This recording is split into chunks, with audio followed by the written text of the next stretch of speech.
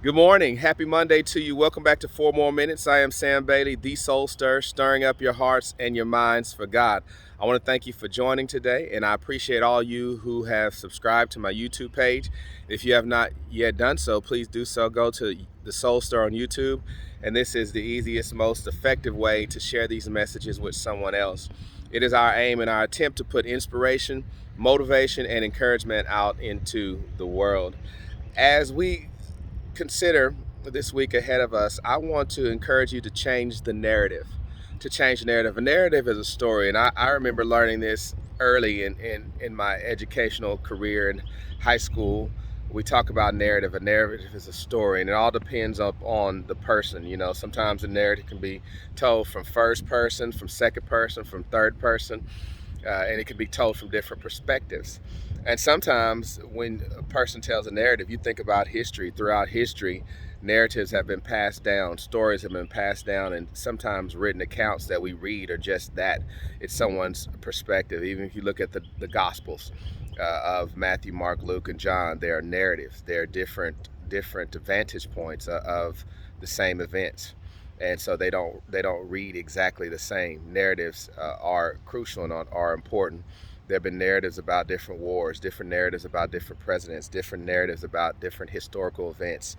It's the stories that we tell. I want you to change your narrative, because there's a story right now that you're writing, and sometimes the story that you're writing, you use particular words, and there's particular characters in narratives, and there's particular settings in narratives, and there's environment. There's so many different things that shape the story.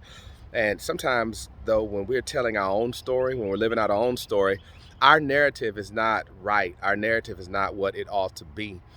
We tell ourselves these stories, and whether they're true or not, we believe them. We fabricate our enemies. We fabricate what's wrong with our lives, and so we say things like, "I'm lonely." Instead of saying lonely, maybe your narrative need to be, "I'm healing right now." Instead of saying I'm unworthy, start saying that God loves me, and I am worthy of love. And instead of saying that I'm broken, I'm going to I'm in the process of being mended back together. Instead of saying I'm stupid, I'm capable of learning. All these stories that we tell ourselves, instead of saying I'm not somebody else, I want to be somebody else.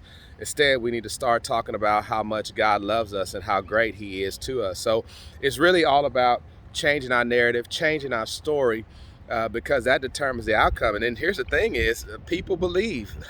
That's the thing about all the as many stories and many narratives have been spoken through that time in history. How do you always even know what to believe? We just have to trust that the person who's telling that story is telling the truth. So if anything, make sure that the story that you're speaking is a true story, is a right story.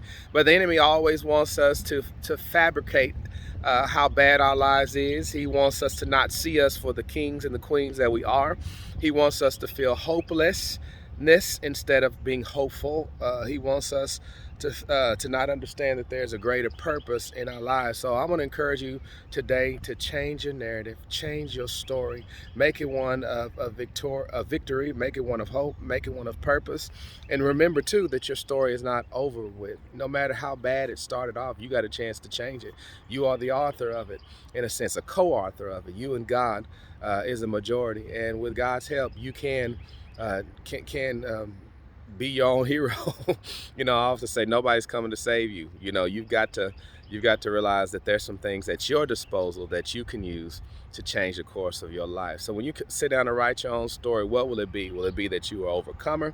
Will it be that you're victorious? Or will it be that you allow yourself to be defeated by life and all of its circumstances? And I want it to be said that I finished my course. I ran a good race. I fought a good fight. I kept the faith, and I continue to trust in God no matter what happened in my life. So God bless you. Have an outstanding week, and remember, go ahead and write that narrative, and write that narrative filled with faith, and write that narrative filled with purpose, and write that narrative with optimism, knowing that when God is in it, then nothing is impossible. So have a wonderful week. We'll see you next time right here on 4 More Minutes. Thank you.